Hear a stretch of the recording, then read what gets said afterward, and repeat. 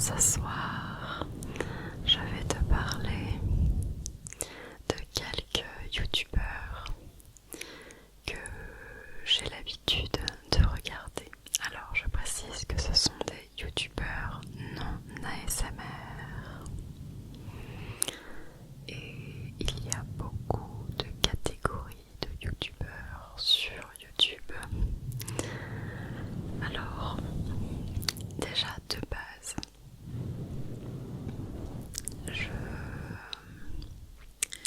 je ne regarde pas trop de chaînes dites beauté ou des chaînes make-up parce que je ne me maquille pas, tout simplement. Bon, sauf exception, évidemment, il y a quelques youtubeurs, je vais t'expliquer que je regarde. Mais les vidéos lifestyle avec des vlogs sur voilà ce que je fais de ma vie, non, ça m'intéresse pas non plus énormément. Enfin, je veux dire, une fois de temps, pourquoi pas. Quand il y a un sujet intéressant à développer, très bien. Mais c'est pas forcément ce que j'ai envie de regarder. En dehors de tout ce que je consomme en ASMR, parce que ça prend du temps. Alors, je vais quand même te parler de deux youtubeuses francophones qui sont dans le milieu du make-up que je regarde. Et la première, il s'agit de Gaël Garcia Diaz. Gaël Garcia Diaz. Gaël Garcia Diaz, qui, soit dit en passant, est réceptive à l'ASMR puisqu'elle a créé sa chaîne Martine ASMR il y a quelques années, mais malheureusement elle ne publie pas beaucoup sur cette chaîne-là. Et je dirais que j'ai découvert sa chaîne assez tôt. C'était l'époque où elle marquait épisode et il y a le numéro de l'épisode, je pense que ça devait être le numéro 15 ou quelque chose comme ça.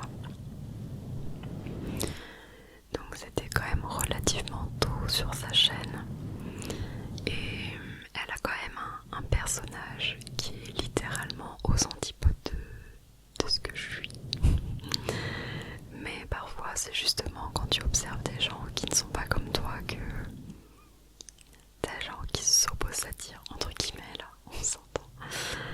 Mais j'aime bien ce côté un peu déluré, un peu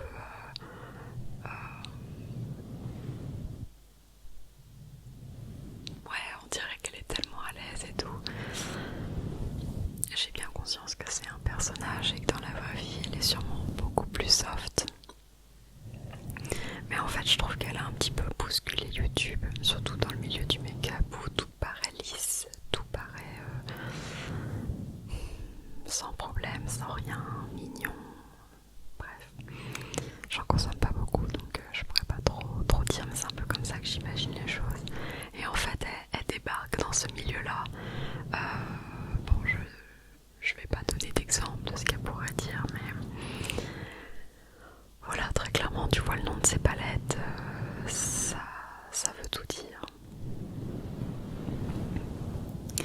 Et finalement j'ai adhéré à ce personnage. Alors au début j'avoue que j'avais un petit peu de mal à accrocher, et puis en fait au bout de 2-3 vidéos, rien que son introduction était juste addictive. À l'époque c'était bonjour ma petite Martine, son intro, parce qu'elle en a fait plusieurs. Et finalement aujourd'hui c'est une des rares non ASMR artistes que je suis. Et voilà, je trouve qu'elle a énormément évolué, c'est vraiment c'est une belle personne en fait, dans tous les sens du terme.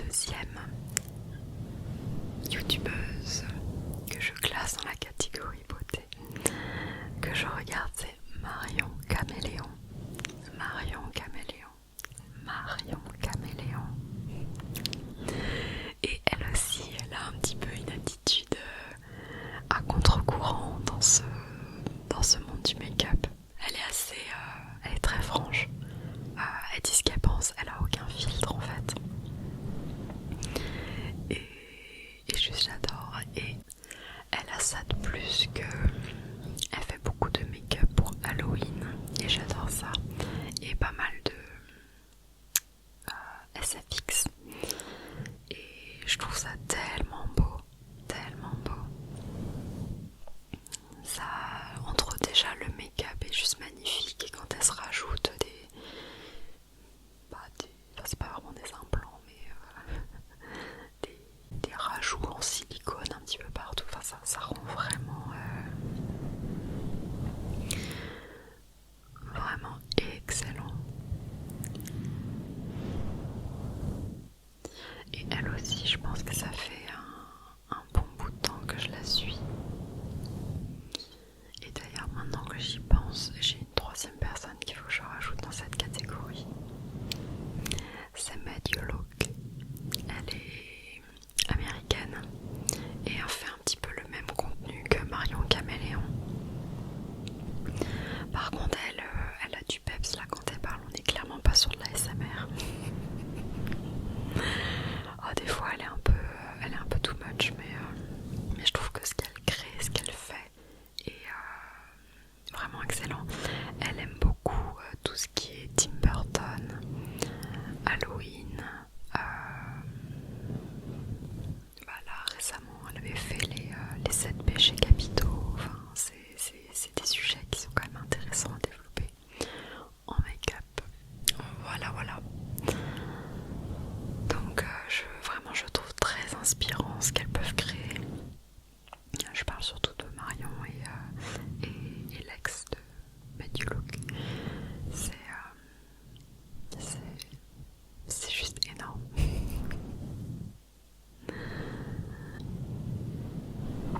Donc voilà, en fait les trois, je disais 2 au début, mais finalement il y en a 3 que je regarde dans ce domaine-là. Ensuite, quand on va plutôt dans le domaine, comment on va dire, cinématographique, je dirais. Je regarde beaucoup pour l'ambiance et l'univers qu'elles ont, puisqu'il s'agit de 2 filles d'ailleurs. La première est francophone, la deuxième est anglophone.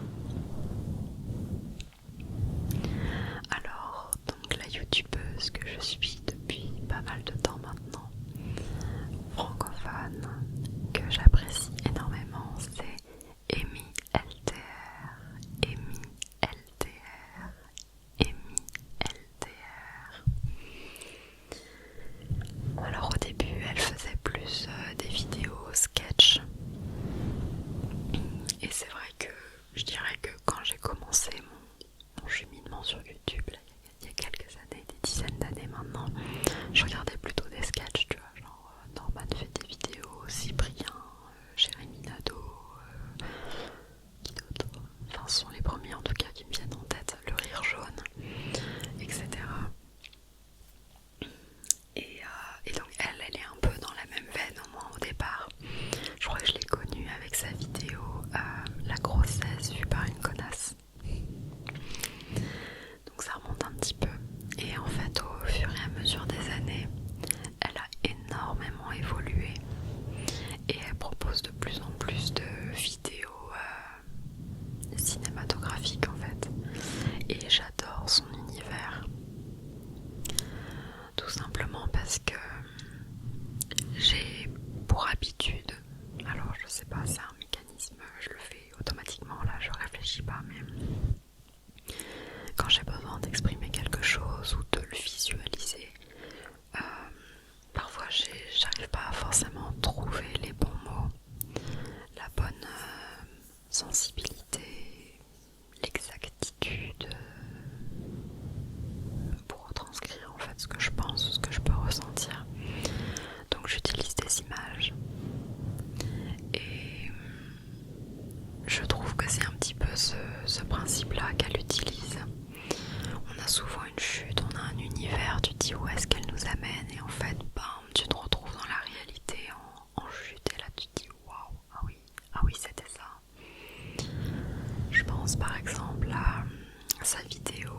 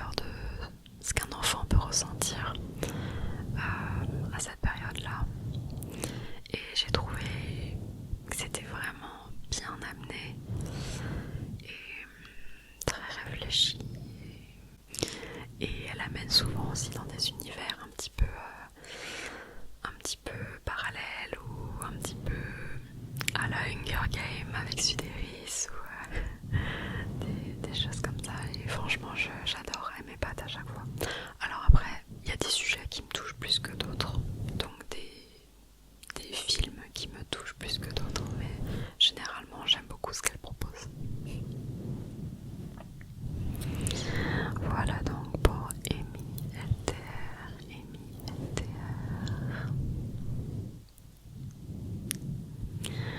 Et la deuxième, qui est donc anglophone, que je classe dans cette catégorie de youtubeurs qui m'inspirent en fait, c'est Christine McCowell.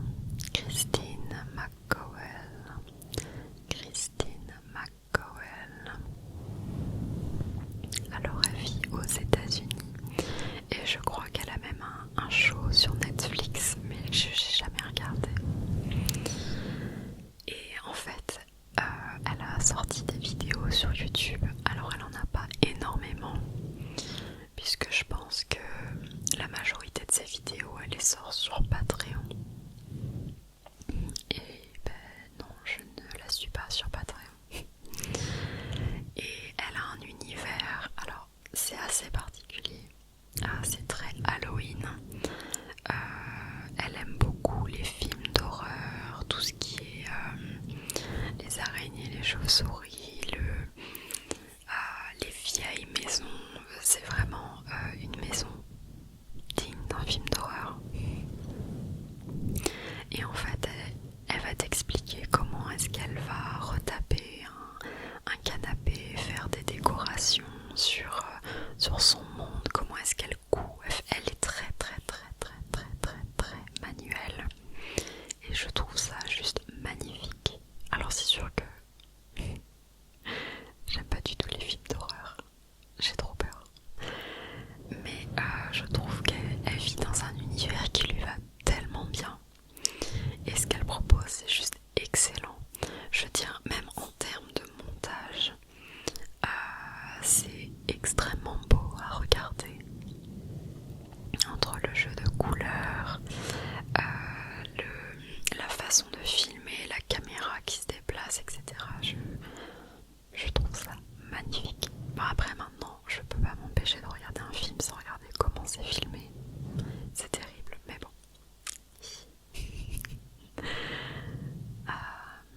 Voilà, donc pour Christine McCowell. Et par exemple sur une des dernières vidéos qu'elle a sorties, en fait elle est photographe de base, je crois. Et en fait elle nous explique comment elle prend des photos évidemment composées. Donc là c'était une photo d'Halloween avec des monstres, avec des chauves-souris, avec ses chats, son chien, etc. Et elle pose dans l'escalier en fait, et elle nous montre comment est-ce qu'elle arrive à avoir tout le monde qui regarde la caméra, comment est-ce qu'elle photoshop à la fin, comment est-ce qu'elle amène du brouillard, et c'est vraiment beau. Franchement, les gens qui savent faire ça, chapeau quoi. Moi j'y connais rien du tout. Et c'est une vidéo, je sais pas,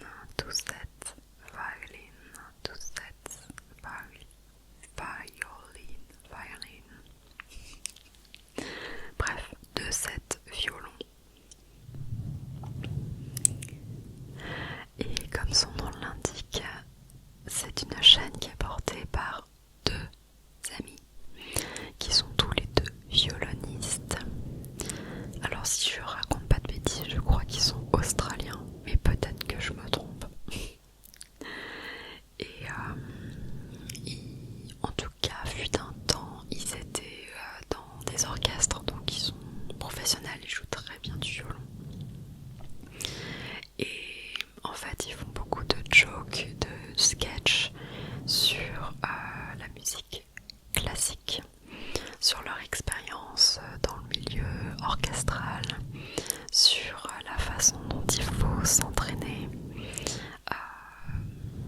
Bref, il y a pas mal de jokes là-dessus. Alors, c'est vrai que c'est peut-être pas... Je pense qu'il faut être musicien pour peut-être être intéressé par ce genre de chaîne. Je sais pas. Mais c'est vraiment sur la musique classique, hein. C'est pas forcément sur la musique d'aujourd'hui. Et par exemple, sur certaines vidéos, ils vont reprendre des films dans lesquels des acteurs sont censés jouer du violon et ils nous expliquent à quel point les acteurs ne savent absolument pas ce qu'ils font.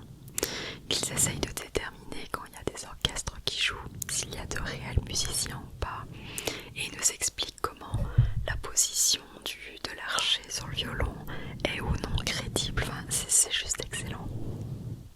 Enfin, en tout cas, moi j'adore. Je suis pas violoniste, je suis pianiste, mais je trouve ça bon. Enfin, je suis pianiste. J'ai fait du piano quand j'étais jeune, mais je n'en fais plus maintenant. Voilà. Bon. Après, t'as pas besoin d'avoir forcément des connaissances en solfège pour comprendre ce qu'ils disent.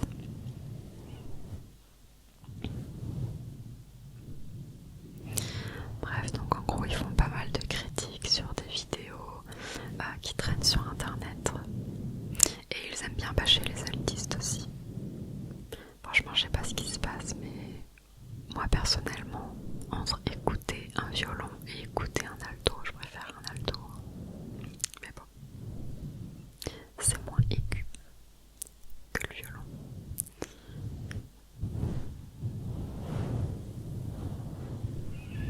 Voilà, donc en gros, ils répandent beaucoup de bonne humeur, de bonne énergie.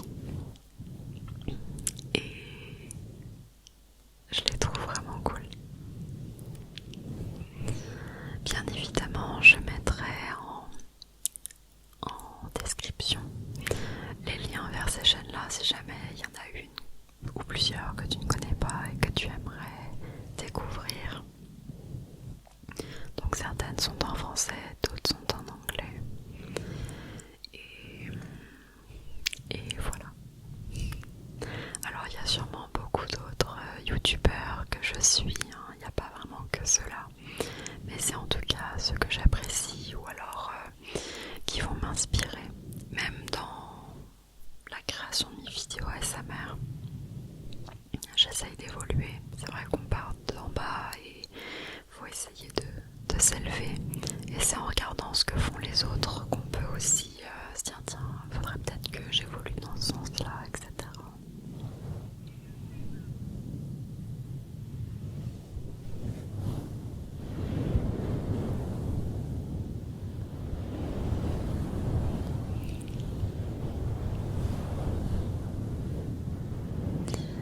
Bref, j'espère que cette vidéo t'a plu.